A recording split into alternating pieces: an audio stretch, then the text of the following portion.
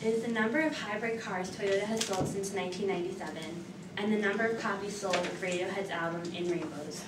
But more shockingly, it is also the number of babies that are aborted in the United States each year.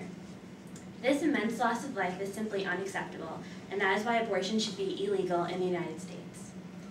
This issue is of great importance, especially to those of us in this age group, seeing as most women who choose to have abortions are between the ages of 15 and 22.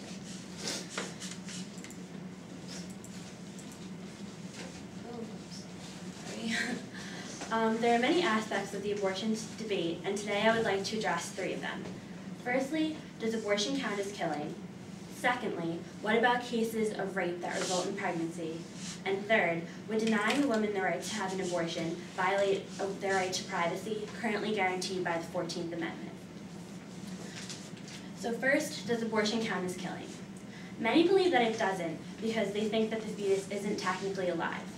I guess it depends on what your definition of alive is, but here are a few things that you should know.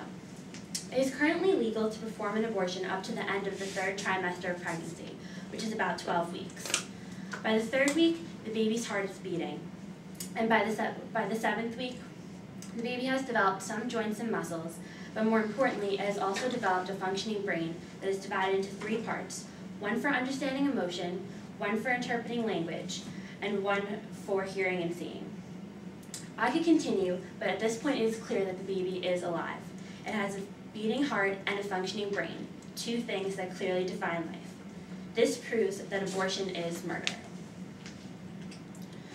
Another controversial question that is often asked is, what about cases of rape that result in pregnancy?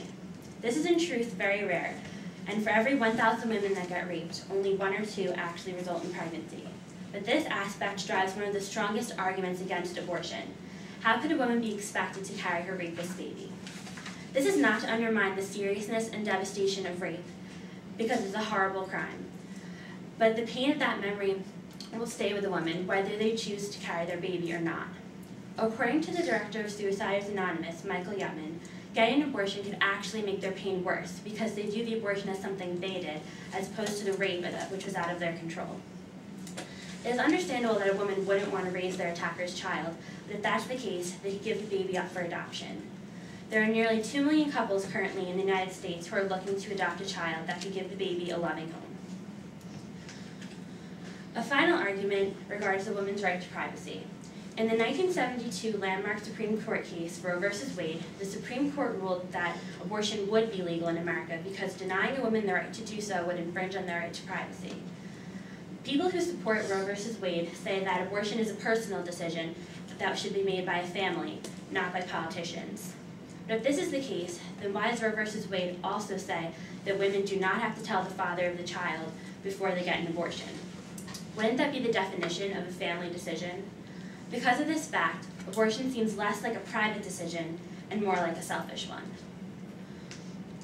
In conclusion, I hope you understand now why abortion should not be legal in the United States. Abortion does count as killing. There are other options to consider if you've been raped. And while it is still unclear whether or not it would violate a woman's right to privacy, such a decision involves more than simply the rights of the mother. So if you ever must make this decision yourself, choose to be selfless, not selfish. Do not be a murderer.